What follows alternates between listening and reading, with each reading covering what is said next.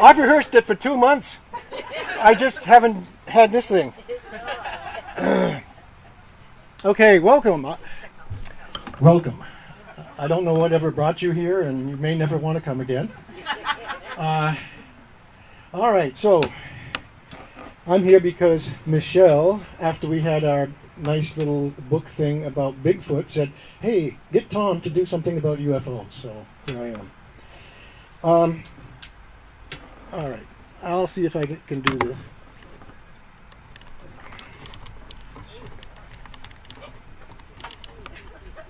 I'm going too fast. Honest to God, I'm not going to be able to do this. This is terrible.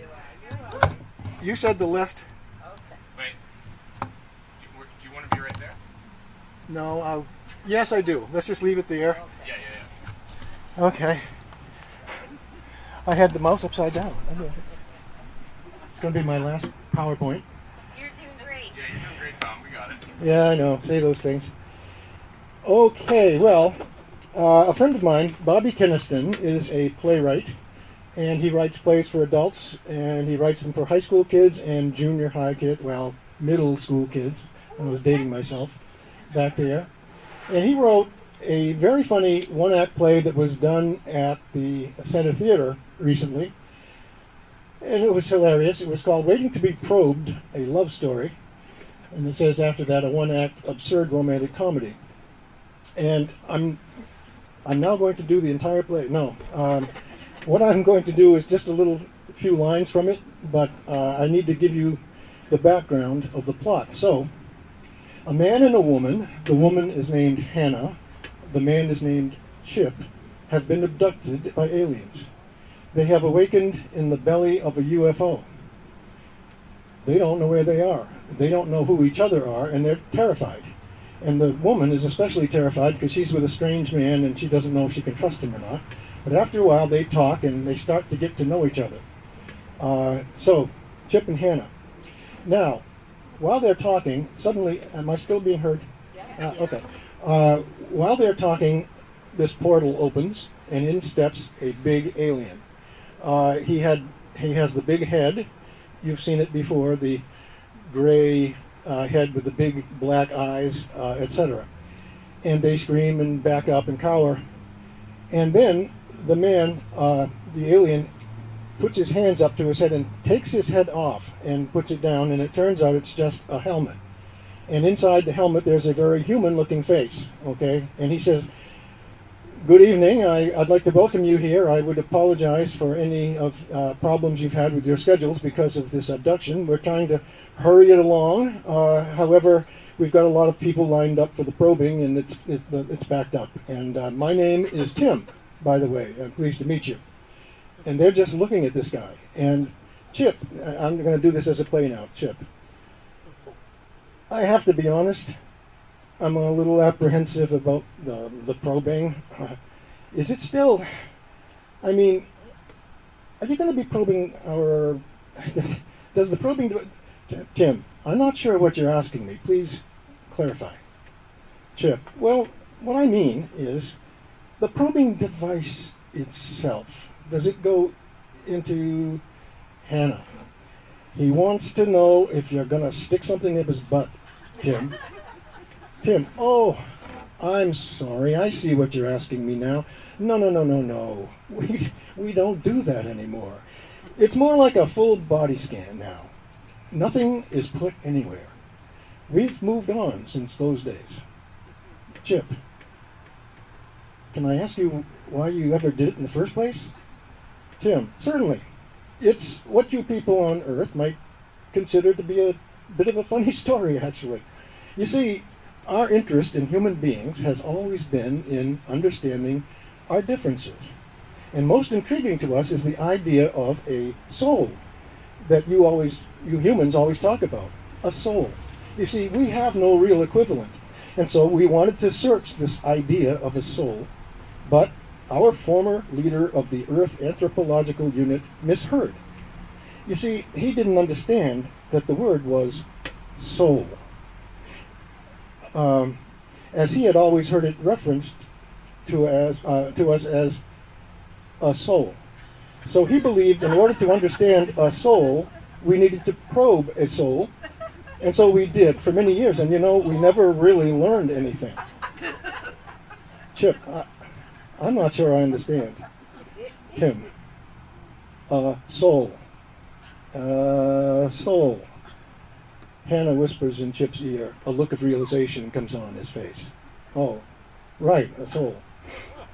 Hannah, kind of a goofball move for such an advanced civilization, wouldn't you say? Tim, well, I suppose, but I can't tell you how many cases of colon cancer we've prevented. Early detection is the key. Take my word for it. All right, good night. And that is the end of that play. Now, we'll see if I can... Do you want me to do it? I can just click it to the next one. Yes, would you please do that? Yeah, I got it. You've got it with how? Yep, you're good. Yep, you're good. You mean from now on, or just... Yeah. Thank you. I got it. I don't know why I can't do it. I'm not going to say the aliens did it, but it was aliens. Okay, never mind. Okay, so, yes, I've started... I think humor is good. It's healthy. I think we'll all agree that humor is good for a soul.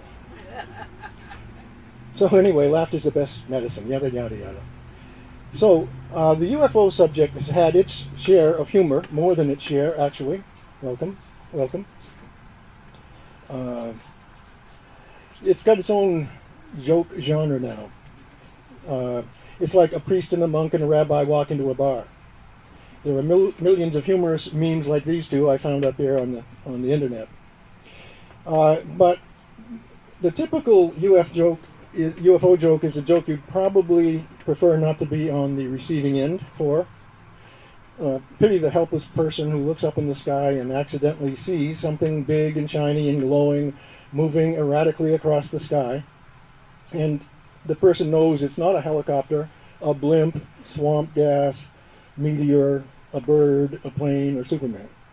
Because if that person admits his sighting to the neighbors, he is going to be labeled a crackpot. At least that's the way it's always been.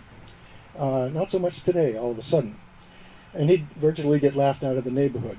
You've probably noticed that every time a report of UFOs comes on the daily news, the newscasters are smirking and eye-rolling, and they always play the X-Files theme, and, you know, all of us believers just lose our self-esteem. That's laughing at, not with. I think we could call that tinfoil hat shaming. Something I have been guilty of myself, I have to admit. Because something has finally happened, and UFO sightings have suddenly gone from the mean joke to a national security worry.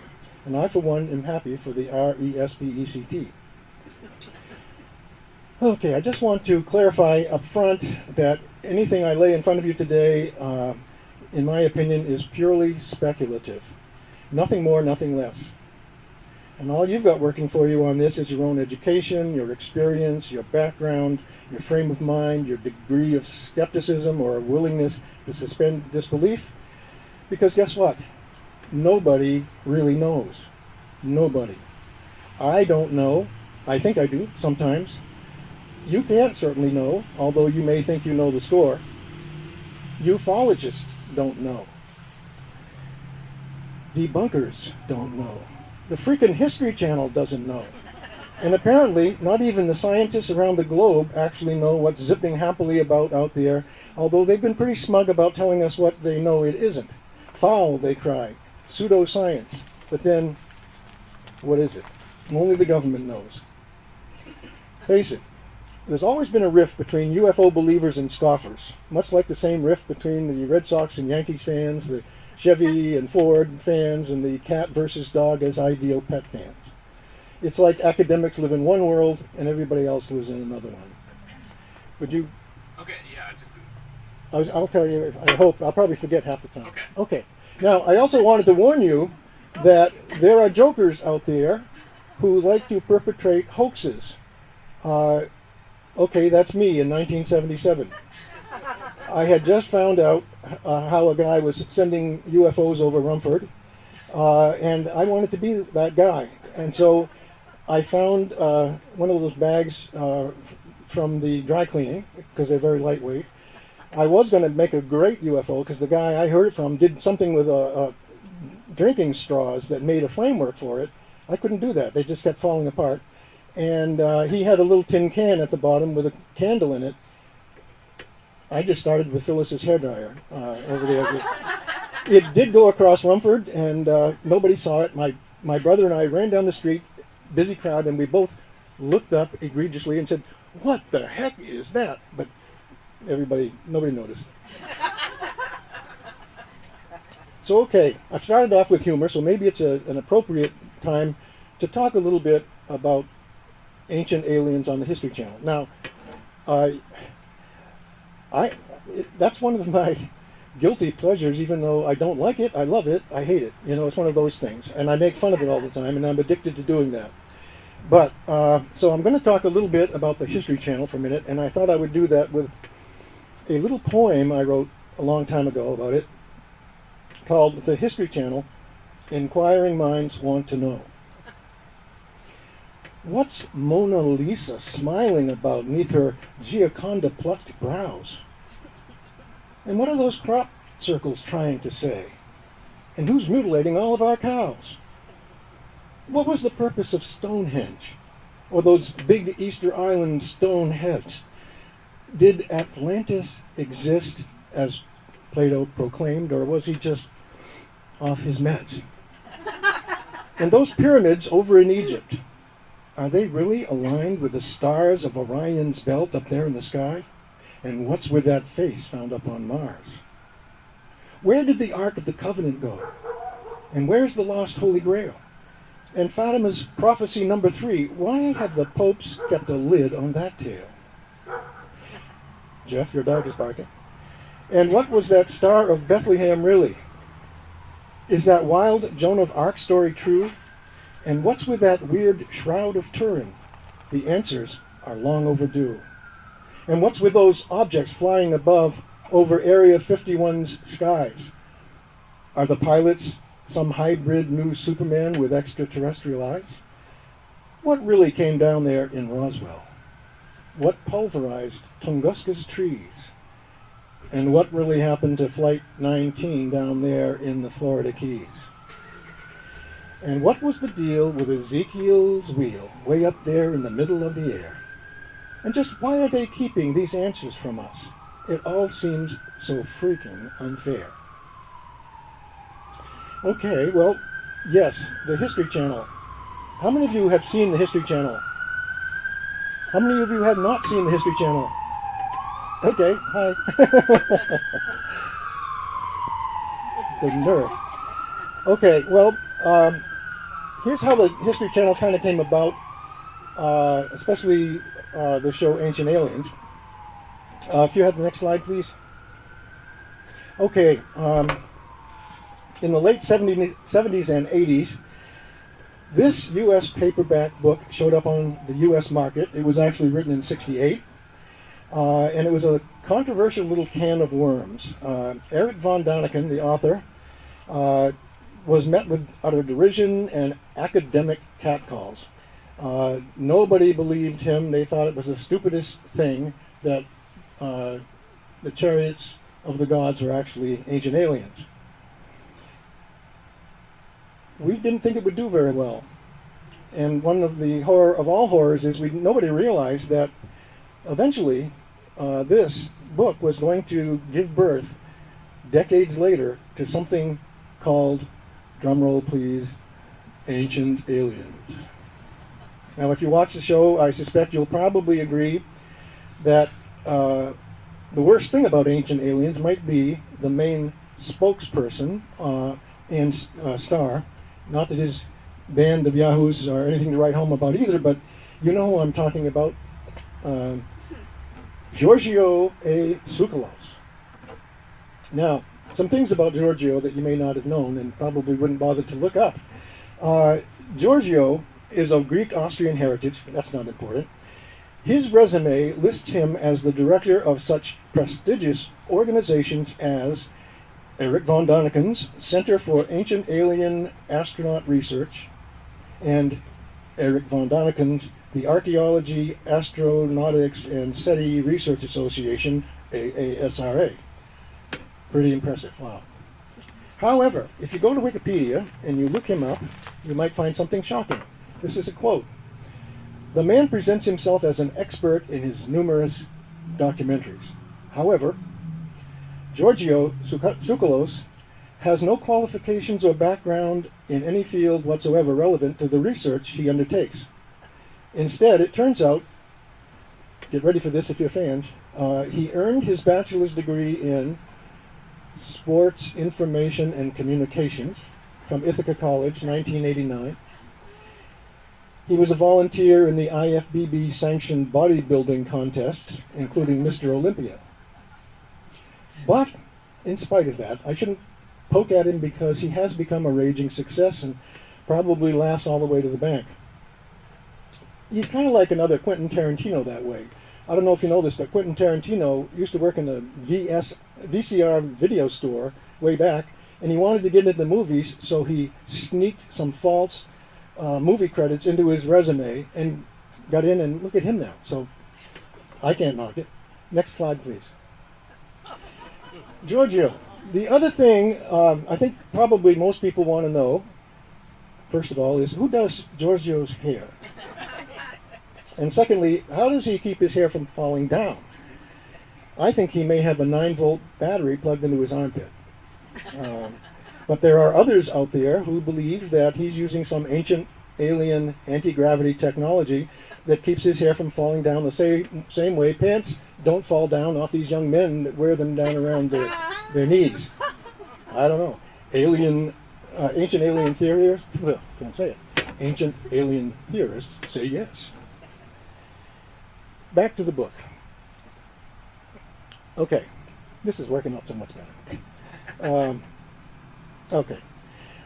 Over the decade following this book's arrival, or decades, I should say, this book, and along with a series of other books written by the same author, gradually, reluctantly began turning me, of all people, from a dyed-in-the-wool skeptic to a gradually opening mind. And similarly, it has served as a stepping stone in the thinking of generations of people on this planet over time. Here's just a handful of some of the claims he's made that do look kind of interesting, and we'll talk about that. Next one. First of all, I'm remembering what I put up there. Okay, some intriguing things to think about, food for thought. First of all, Von Daniken used to say, when people hear the word pyramids, they automatically think Egypt. Well, he said, but guess what? And here's the guess what. If you ask Google, you will discover that by today's estimate, there are 144,000 pyramids in the world. 118 in Egypt, but also they're all over Belize, Cambodia, China, Ecuador, Greece, Guatemala, Honduras, India, Indonesia, Mexico, Myanmar, Peru, Spain, Sudan, Thailand, and Turkey. But what's up with that? Why did we need so many of them? It seems a bit much. I have a theory about that because I've learned to have theories watching the show. I wonder if we evolved from a giant race of ancient alien ants, and these are the leftover anthills, the kind that you see in the cracks in the driveways and the things like that. So, ancient alien theorists say yes. Well, they probably would. Okay. Now, I'm going to start next with the next one, please. Okay, for instance, the art of imagining ufological imagery and significance in ancient artifacts and in early European religious paintings. I could scoff at this, and yet some of them get my interest.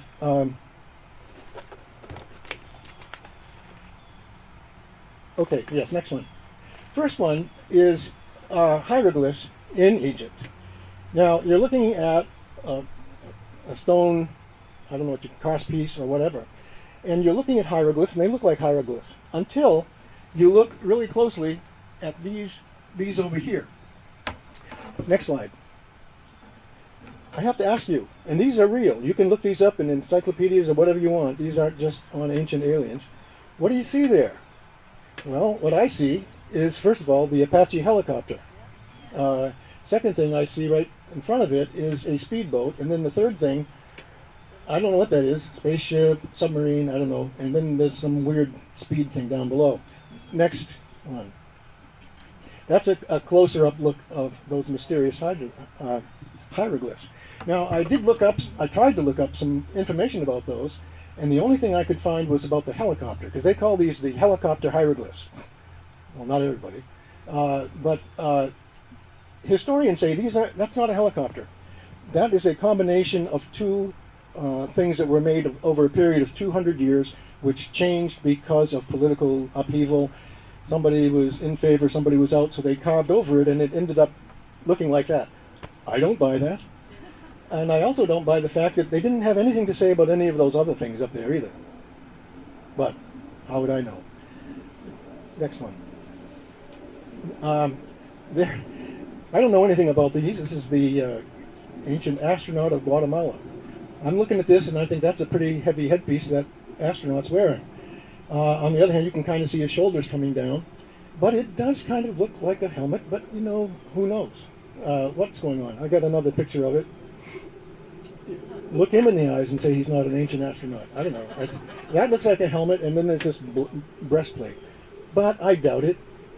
Kinda. Okay, next one. This is the lid of a sarcophagus or coffin in Chiapas, Mexico. Carved into it is the likeness of the Mayan king, King Pakal, 6003 to 683. I've got that up there. And the ancient astronaut people claim that looks like a liftoff of an astronaut. You know, it looks like a guy cushioned into the capsule. Down at the bottom of it, and the very bottom by the frame, you see something that could be flames coming out. It's kind of shaped like that. Got a better look coming up. Excuse me. They colored it in so it's easier to see. It definitely, I can see, you know, that, yeah, I could say that's probably a capsule and liftoff. On the other hand, I don't know anything about thrones of kings either back then. I mean, King Pakal might have had a throne that was based on a lazy boy construction or something. I don't know. Easy. Okay. Moving right along. Next one. Okay. This is one of the famous Nazca lines in the floor of the Nazca Desert in southern Peru. In 1938 or 36, a man was flying an airplane at a high altitude over the desert in Peru. He looked down and was shocked to see this, obviously a spider. And it was so big that if you were on the ground standing next to one of the lines, you wouldn't know it was a spider. You would only know that, hey, there's a ditch here that runs here somewhere, and there's a lot of them. So that really piqued Eric von Daniken's interest. And so did the next one.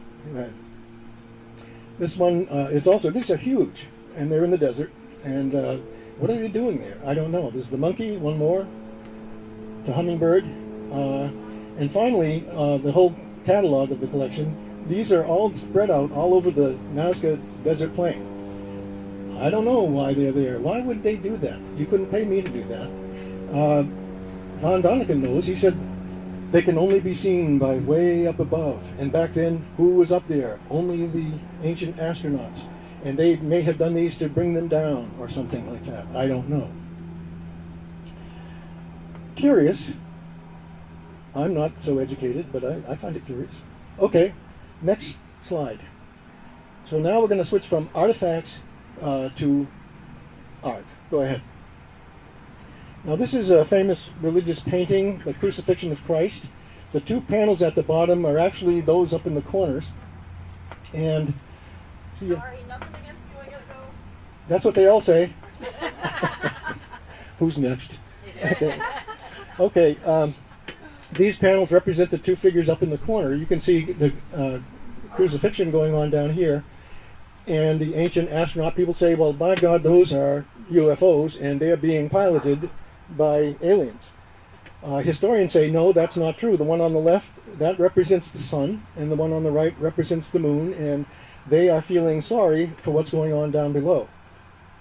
I don't know. I kind of like the first one, but, you know, I'm not an art historian. Another one. Next. Okay, Madonna and Child, 15th century. And these are honest-to-God paintings. It just drives me nuts. So there's a couple of inserts on the first painting covering part of it up, but the important part for us to see is up there in the corner over the Madonna's left shoulder. It looks like a June bug has hit the window. But see, I told you I didn't have art history. If you look at it in the right panel, it looks like, to me, it looks like Noah's Ark on fire or something. But I suppose it could look like a UFO. We could ask the guy with the dog. They're both looking at it, pretty curious. I don't know what was going on. Isn't it weird, though, that a famous painter would add something like that in? I don't know. Next one. This is known as the Annunciation of St. Amadeus. And up in, I hope it's, yes, okay. Up in the left corner, you see something shooting a ray down through the building. And that thing looks to me like I could draw a UFO that would look just like that, okay? There's a beam coming out of it. It goes right through the building, and here this part is blown up in the right corner where you can see it looks like it's coming down through a dove and right into her brain. You know, she's, that's one way to, is it enunciated? I don't know. Anyway, it's strange, though, because some of these look so much like something else. I'm not saying. Next one. I really like this one. This is the glorification of the Eucharist. The ball you see in both of those is known as the creation globe, but the old alien people have got a better name for it. It's the Sputnik painting. And it looks like a Sputnik because, damn, it's got two aerials sticking out of it. It looks like it has some kind of a screw-in thing on the side. I don't know what that's supposed to be. Or maybe it's a hurricane. I don't know. But whatever. These things keep showing up. And the next one is one I really like. Go ahead. The baptism of Christ. What is that thing up in the air? And this is a real painting, I swear to God. I don't know what's going on. It's the baptism of Christ by John the Baptist. I assume that religious people feel that's God up there giving his blessing or something, but man, I don't know. It's fascinating to me. Alrighty, how are we doing? Can we still hear me? Okay, good. Bad, no. Next slide, please. Okay, we've been looking at those things. Now, some of the other things mentioned in Eric von Daniken's Can of Worms book, which has become awfully popular, and he's become a millionaire. 5 incidents over the last century that have managed to grab a relative air of plausibility. And I had, when I started this program, about 12 that I was going to cover, but I found out that you wouldn't want to sit here for 2.5 hours, so I moved them down. Now, the first one, as you were reading that, it says the Battle of Los Angeles, and some of you in the more modern days would say, Battle of Los Angeles, I saw that movie in 2011. Next slide. And there it is. I like the, what do we call it, the catchphrase. In January 1942, U.S. forces engaged an unidentified flying object above Los Angeles. Now, almost 70 years later, the alien invaders have returned, and they don't come in peace. The odd thing about that is the line in red up there is an actual true statement. In 1942, U.S. forces did engage an unidentified flying object over Los Angeles. Do the next one. It showed up in all the papers around the country. I wasn't there. I was another 4 years coming down the road. And it's also known as the Mystery Air Raid and a few other things. Now, I'm going to lose myself here just a second. Catch up with myself. Yes. All right. Actually, go one more. One more. Okay. This is a newspaper coverage of what happened. Now here it is. This happened on February 25th, early morning, February 25th.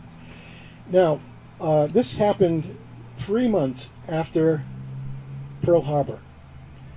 And people in California were really nervous, apparently, because they were on that coast and they thought things were going to happen any day. So that made tensions high anyway. What made tensions a lot higher is that the night before this thing happened,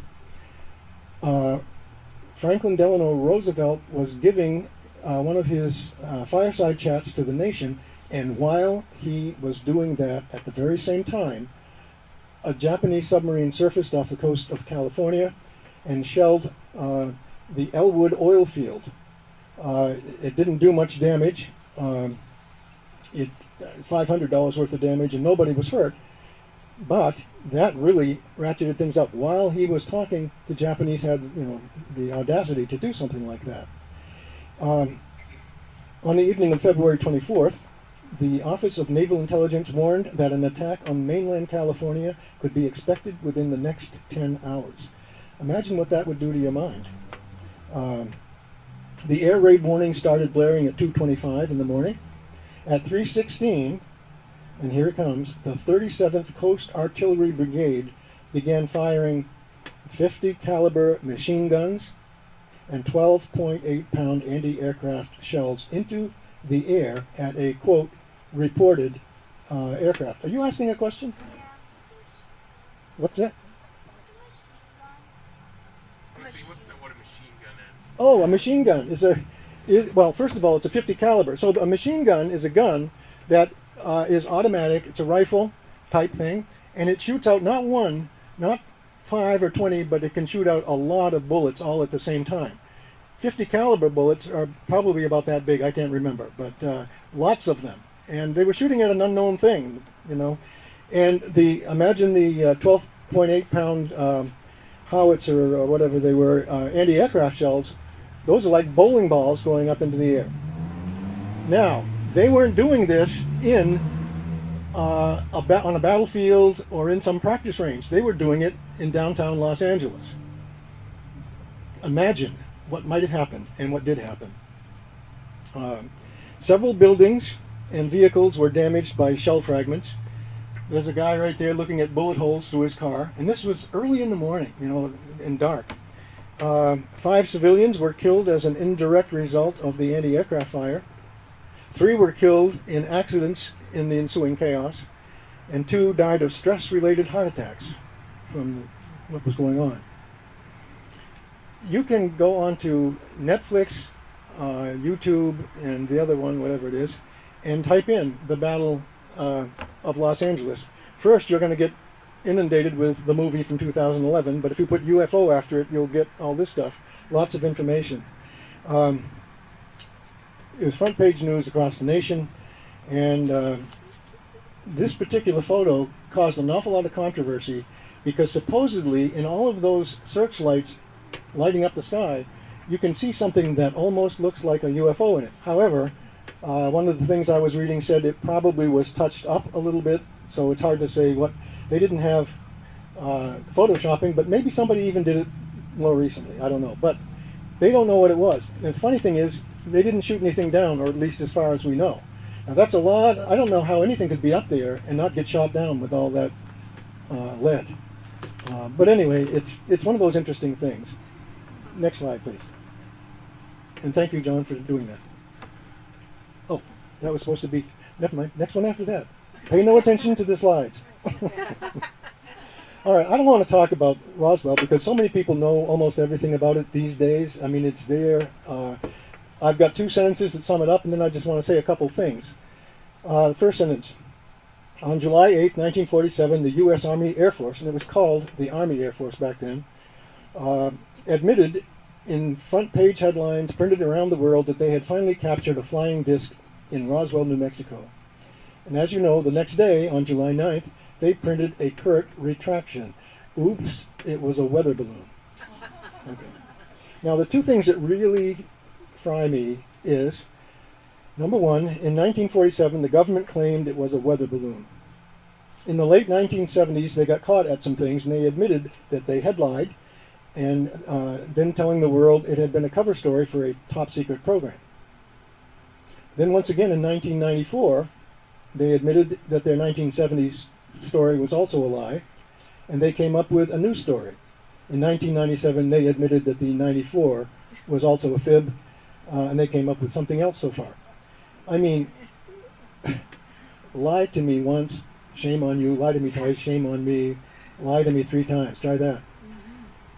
Number 2, consider this. In 1947, the top brass of Roswell Army Air Force, the Army Air Force, had the only base in the entire world at that time that housed a nuclear arsenal.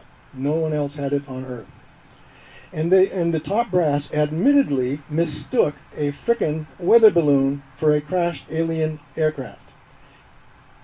Now, think about that, because and then they went on to keep their jobs as if nothing happened. I mean, that wouldn't look very cool on somebody's permanent record. Would you hire somebody who couldn't tell the difference between a rubber balloon and a metal aircraft? It didn't bother the Army Air Force in the least. Everybody kept their jobs. So, and life went on. I think we're ready for the next one, I hope. Yes. Here's something that I've known about for a long time. I don't think a lot of people know about it, but especially the young people. How many of you know about this? Anybody? A couple hands? Okay. In 1952, July 19th and 27, something really, really, really, really weird happened. UFOs buzzed the Capitol. They buzzed it quite well. They buzzed it once and twice or 3 times a night. The military would send out jet airplanes and nothing would be there waiting for them. They'd turn around. They were picking it up on radar, and it was bad, and it embarrassed the government. It embarrassed the Army. But they tried to sweep it under the rug. It's like, I don't know if they were aliens, but whoever it was didn't like that, so they decided to give them another shot, and on the next weekend did it all over again, and the same exact thing happened. There's some really good stories about it. Like one is about this man. He was on Project Blue Book, and he came to investigate it, and he read the paper. It said experts are coming to explain it, and he said, "Well, who they got coming?" And they said, "You idiot." And the second time they called him and said, "What are you doing about this? What's the government doing about this?" And he said, "Probably nothing." And he turned out he was right. They were doing nothing about it. I love these things. Okay, next one. Okay, see, I missed that one. Okay. Probably there's another one there too. Okay, no. Okay, here's something you might find hard to believe. There is an awful lot of things out there about it. An awful lot of people who worked for these government installations have come forward, high-ranking people, and have claimed that this is true. I don't know. But in Montana, Malmstrom Air Force Base is a missile base, and in 1967, there were security crews out in front of one silo, and they began seeing UFOs flying around. And shortly after that, there was a klaxon or an alarm ringing, and it meant that one of their missiles had shut down and was deactivated, and they couldn't believe it. Shortly after that, a second one went down, then a third, and then a fourth, and up to 10 of them. The whole thing closed down. It took them a whole day to get that back on, and for a whole day, our weapon system was, not doing so well. Later that night, 20 miles away at another silo, exactly the same thing happened again. Like I say, you can doubt it. I don't know, but it's an awful lot going on. Next slide. This one happened at Loring Air Force Base up in Limestone in 1975. 75-76 was a big year for UFOs bothering and sniffing around nuclear bases for some reason. I'll just read this little thing. 7:45 p.m. Sergeant Danny Lewis was patrolling the weapons dump when he spied an unidentified aircraft with red navigation lights and a white strobe light nearing the north perimeter of Loring at low altitude of about 300 feet. It entered the perimeter. Sergeant Santley in the control tower got a radar return from an unknown aircraft 10 to 13 miles, this is a different one, east-northeast of Loring. He made numerous attempts by radio on all communication bands, civilian and military, to contact the craft but could not make contact. The craft began to circle and came within 300 yards of the nuclear weapons dump. The base went on major alert. 8:45. Sergeant Eggleston was on duty at the tower and began observing an unknown craft. 6 minutes later, while watching the radar screen, he watched it begin circling for about 40 minutes, 10 miles east-northeast of the base, when suddenly it disappeared from off the screen. Either it landed or dropped below radar coverage. This kind of thing was coming on quite frequently. So 3 of them were seen clear. And I have a chart, but I didn't make a slide of it, or I did, but I started cutting down the program from 2.5 hours. That showed all the nuclear bases, and there were 39 incidents at Loring, so Maine was pretty much on their radar. Next one, and this will be the last one of these. Have you heard of the Foo Fighters? Now, some of you may be thinking of the rock band, I guess, or something, the Foo Fighters, named after these guys. This one means a lot to me. It's more personal, not that I had anything to do with it. But my dad was in the Army Air Force during World War II. He was a radar operator on a B-29 crew, flew 35 missions over Japan. He never talked about it much at all for quite a while. When he did start telling stories, I was fascinated. And one of his memories was about something he saw, which he called this new and unusual aviation weapon that the Japanese had concocted to fight against them. He described it as something that to him and the crew appeared like a fireball trailing after them. The fireball would pull up right behind them, sometimes pull up beside them, and the pilots would begin taking evasive action and try to lose them. Next slide. This is an actual photo, it's very grainy, of one of those from among some fighters. So I asked my dad, what were they? I was kind of like Bart Simpson. Each fireball, he said, was piloted by an enemy soldier inside. They wanted to crash into us and bring us down, but we'd always outrun them. One day, as an adult, I came across a 1968 Time Life book titled The UFO Phenomenon, and I was delighted to find that there was a section with a grainy photo of Dad's fireballs. The book referred to them then as Foo Fighters. They had indeed plagued our Air Force's bomber crews. Oddly, though, the book said that they had also been plaguing the Japanese fighter planes, whose pilots believed them to be a new weapon that America had concocted. So they weren't of Japanese origin. It turns out they were also tailing German aircraft, whose pilots saw them as American inventions. But whatever they were, all they seemed to do is just be passive observers. Intrigued, I took that book right over to Dad. He found the article annoying. No, they were Japanese, and they were piloted. They had to be. I was intrigued. Again, Bart Simpson. Okay, did they ever crash into any of your bombers? No, not that I know of. We always outran them. Did any of them ever get shot down by our side so we could examine them? Well, not that you know what? I don't care what that book says. I was there. He had his own reality. I was looking to find an alternate reality, I guess. I don't know. One more picture of them.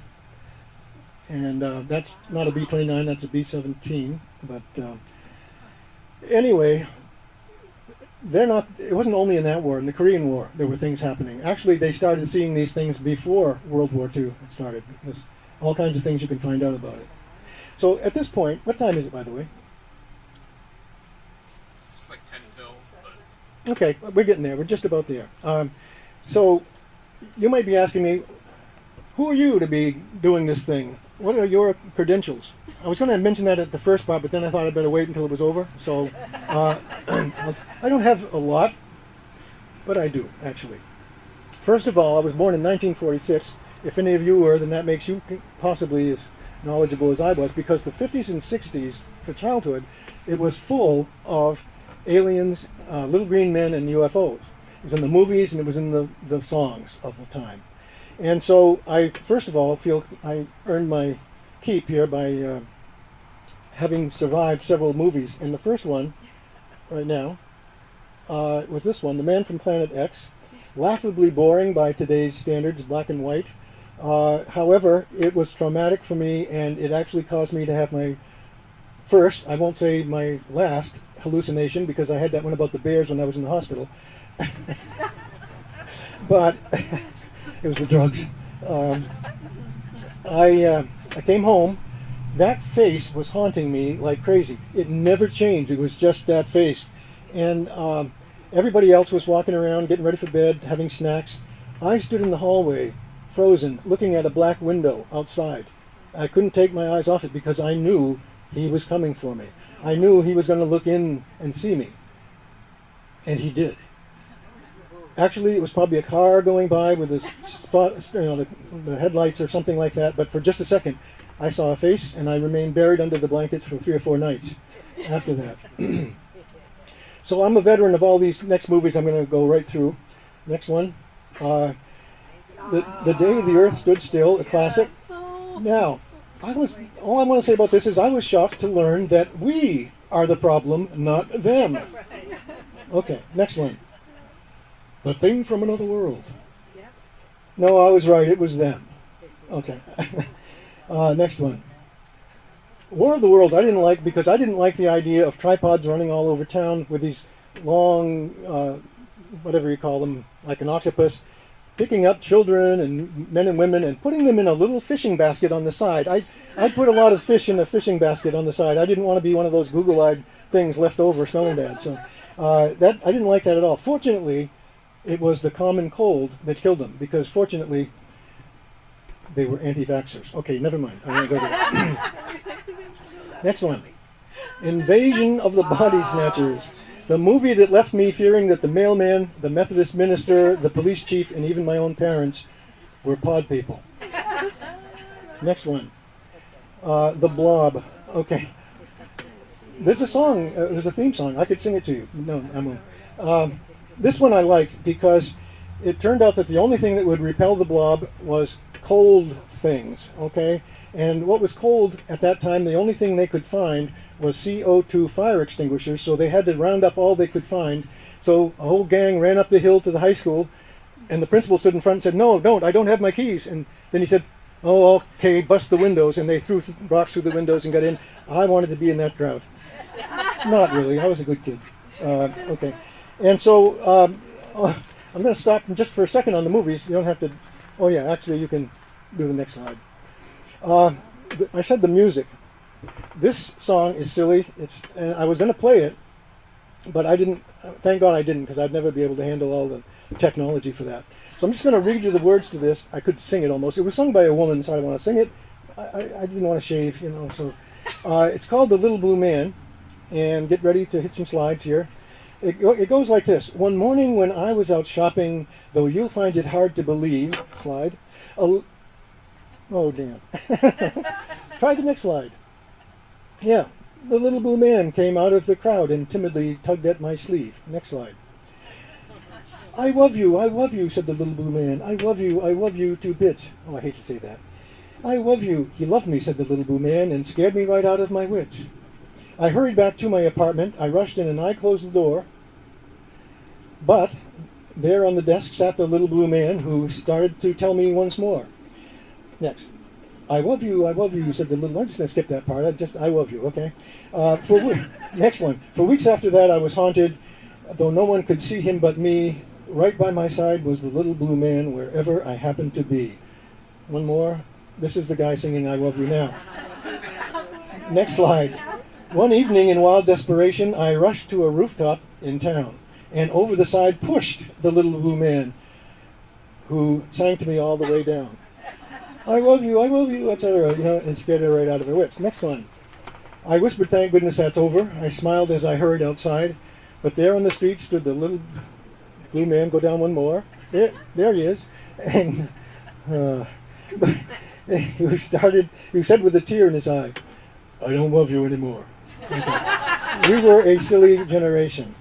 Now, we probably already missed, and it doesn't matter, the Space Odyssey 2001 slide. It probably got up there. No, however it got there, I don't know. But this one came out in '68, and it changed the way we thought about aliens. This one left me thinking or chewing on the fact that maybe aliens were masters of the cosmos and architects of our own evolution through DNA manipulation from prehistoric times through today and into tomorrow. The movie left me hating computers. I didn't like HAL 9000. Sorry, Dave. Close Encounters of the Third Kind is next. It isn't. We saw that back there. It's okay. All I was going to say is ETs are cute and benevolent. And then the X-Files. I really earned my degree on this because I watched all 11 seasons at least twice and more. And so I think I earned something by going through all of this stuff. Okay, we're getting here to the last part. So, okay. I will now tell you how kind of I have some authority to be here, and this won't take too long. I have always been a seeker. I've been a seeker of the meaning of my own existence. Not too successful yet. A seeker of almost anything imaginable to ward off boredom. I'm just going to make this go faster here. I've always looked for things to do that would make me happy, that would make me entertained. And so over my lifetime, I've been these things. I've been a computer programmer, an amateur photographer, a ham radio operator, a high school English teacher, a badass biker. No. And right after that, a congregational church deacon. My father could not wrap his head around that. A poet, a memoirist, a mason, a podcaster, and a lot of things I shouldn't have become. Life is like a smorgasbord. You just pick and choose. However, the thing I did a few years ago surprised even me. Next one. I became a licensed UFO investigator for something to do. Now, I know that makes me a crackpot. Anybody want to fight about that? No. I don't know why. I just keep doing these things. And so I thought, wouldn't it be interesting? So I got a MUFON magazine, Mutual UFO Network, and they had ads that said that they wanted me to join them and help, solve the problems. And so I applied. And by the way, I have this manual here for you to look at if you're interested, because it's not as easy as you're probably thinking it is. Okay, so that's how that happened. And so I ended up getting the license, and I gotta say, I thought it was kind of silly having that kind of a license. My friend Bobby Kinniston, when he first saw that, he laughed and said, "Oh, this is great. With this, you can walk around the corner, and there's a crime investigation with the yellow tape, and you can just jump right under it and flash that little thing and say, I'm taking over here. This is my thing now." Anyway, it deserved being made a joke of. But this is how it worked. I would get an email or a phone call or a letter saying, here's the next person, here's the address, here's the description, contact them and go and see them and interview them. It was kind of like Mission Impossible. It was also kind of like being a hitman. I got my records and things. So in this one case, and I'm going to share with you just a little tiny bit of an interview, which I've sped up so that the voices sound a little funny. I went to this big white house, knocked on the door, feeling nervous. The door opened. There was a man standing there looking at me, and I said, "I hope you weren't expecting the man in black." And he said, "No, actually, Tom, we looked you up on the internet. You're a poet. I don't think you can be very harmless. I mean, harmful." Listen, I guess I'm harmless. Anyway, so I went in there. It was a family who had been in Augusta at 8 o'clock one night. 5 of them in the car. They were coming home, and as they left on I-95 by exit 109, just as it was getting dark, they saw, claimed to have seen, something. The whole family was very convincing. A triangular thing come over the road, or at least it was over next to the side of the road. And so, it was a very nice, moving family thing. Now, somehow, I'm going to have to figure out how to play that recording. Am I going to do it, or are you going to do it? We need to go right there. Is this one right here? Yep. Will the sound come out over there? It should come on over there. Okay. Right as we got on the highway and come around, merge into traffic, and right before there's the, underneath the road, we noticed there were these white lights, not too high up in the sky, but they were, high enough where we could see them. And I think all of us noticed it at once. I remember saying, why are there just white lights in the sky? What has just white Yeah, lights? and we were kind of like, what is that thing Yeah. flying over Well, there? it was stationary. It was Yeah. just permanently, I mean, it almost looked like it belonged, but it completely didn't. Because the lights look so close to perspective. Yeah, they were close to us. They were close. They didn't look like stars. No, they were way too low. This is only like 150 feet Right. over the sky. Over the trees. Like Right, they those- were very constant bright. Those headlights that you see that are so Like the bright halogen, that you're yeah. like, why are they Yeah, so not bright? flickering, nothing, just stationary.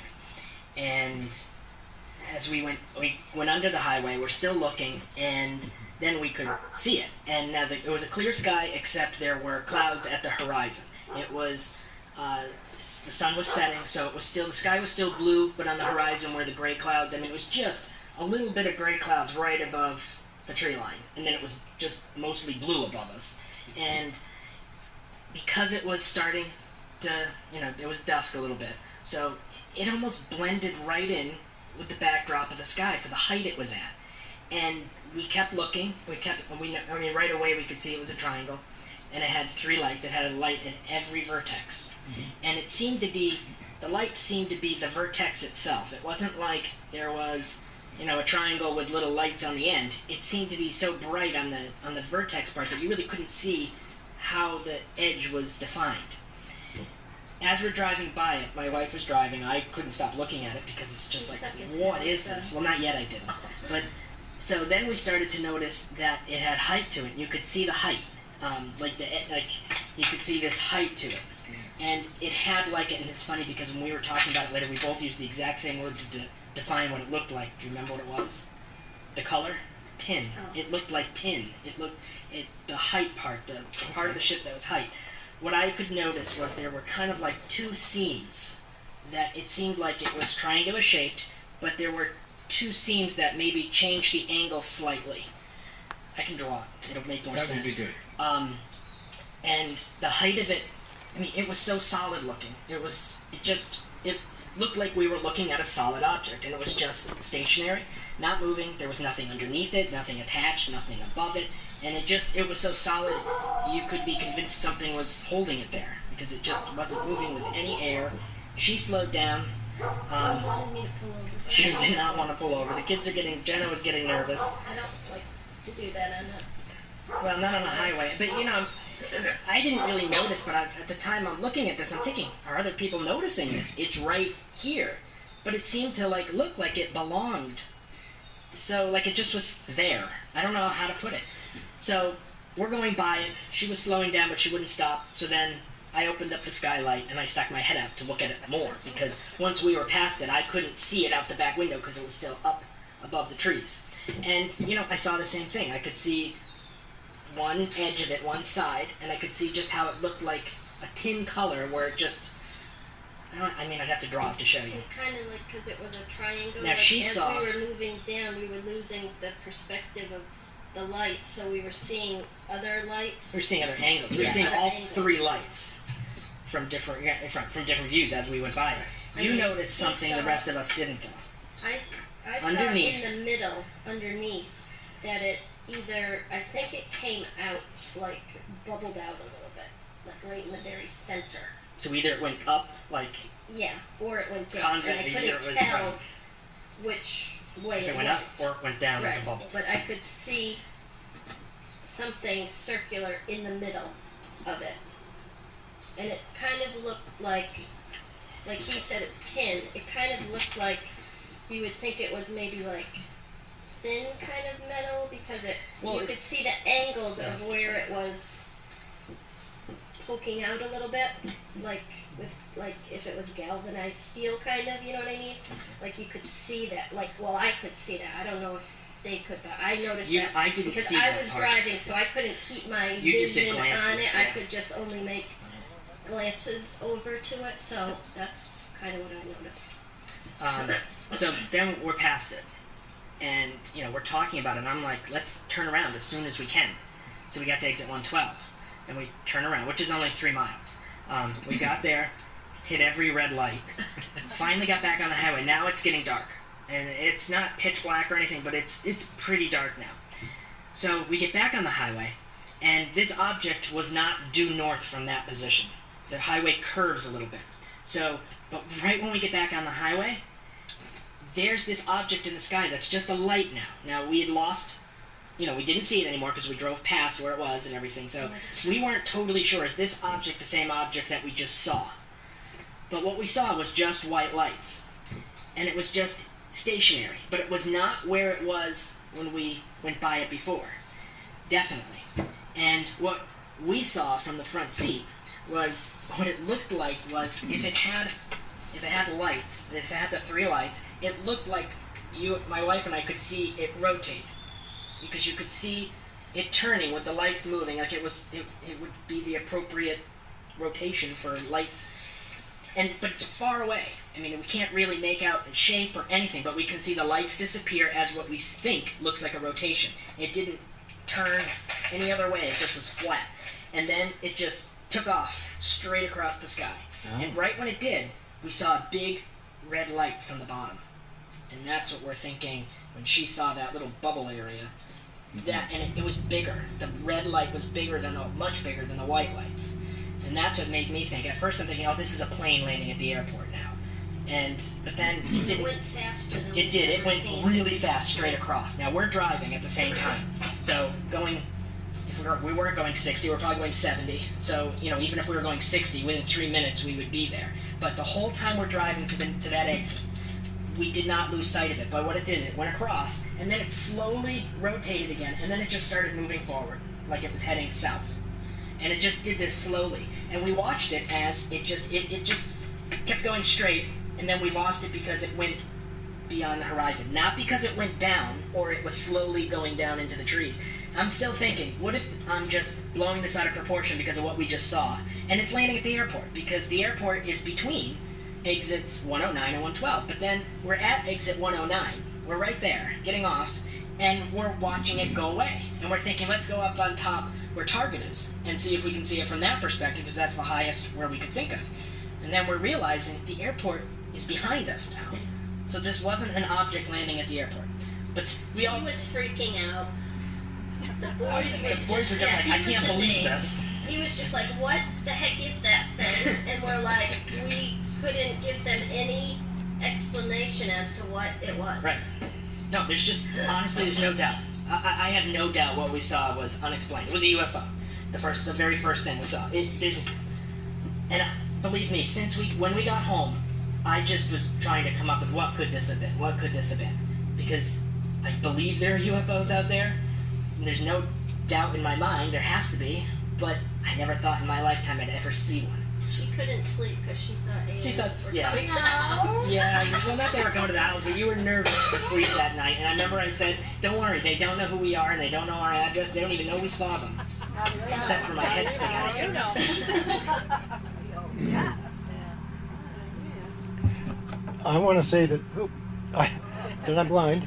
I want to say that that was it's such a warm family thing. And the little girl, she kept bringing me, am I still on here? Yeah. The little girl kept bringing me pictures that she had found and drawn of the UFO. And then one time I was listening to the family, she was standing beside me, she'd gone away and came back, and she tapped me on the shoulder, and I turned around and looked at her, and I almost screamed because she had this big African shield mask that they had for some decoration, and she was like pushing it right up against me. So it was kind of cool. She just cracked me up.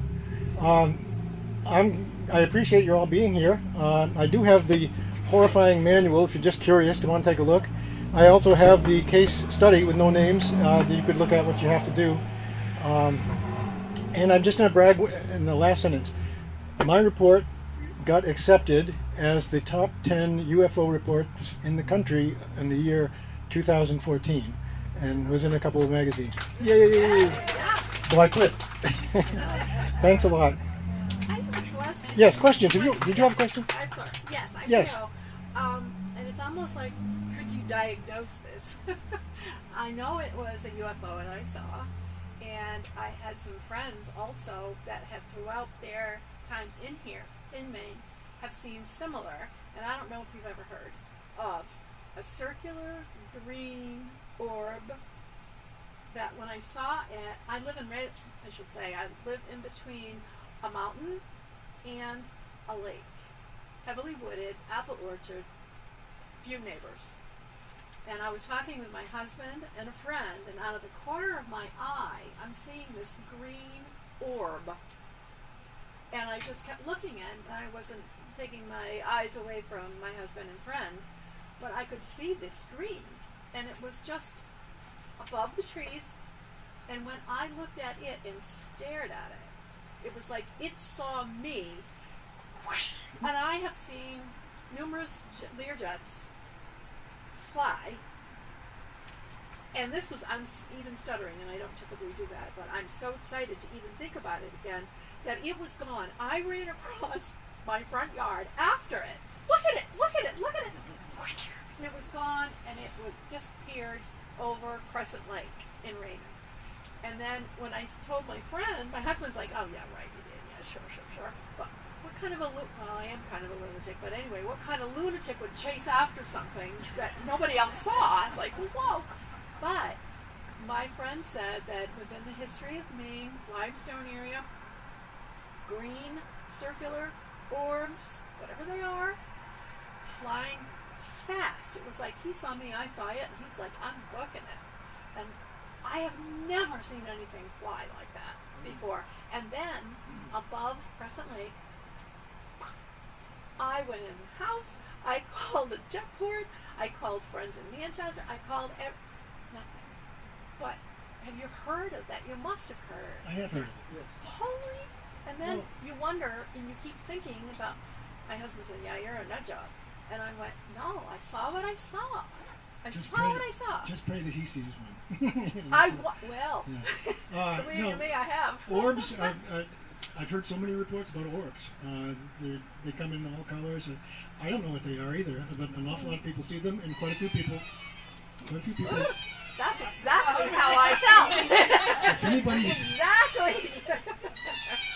Is it overhead? I don't know.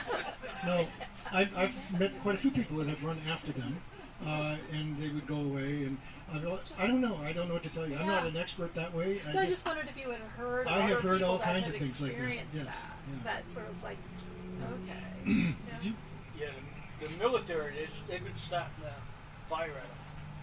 Oh, the military's been starting to fire at them? Oh yeah, they've been. I think they've been doing that for a long time. Yeah. They Right, have, we don't but know about it's not so severe.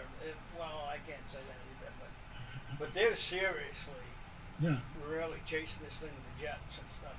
Yeah, well, good luck to them. They try to fire and they've been also putting close encounters with the fighters and the UFOs online and on regular TV.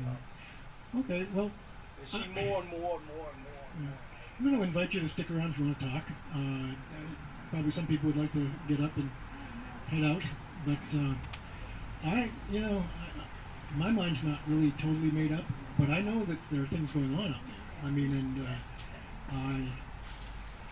I've been at it for a long time, and I actually know more than I'm saying I know, but I don't know them in secret or anything like that. But unfortunately, I have to admit that I have a library of 50 UFO books at home, which I've read, and I just like that sort of thing.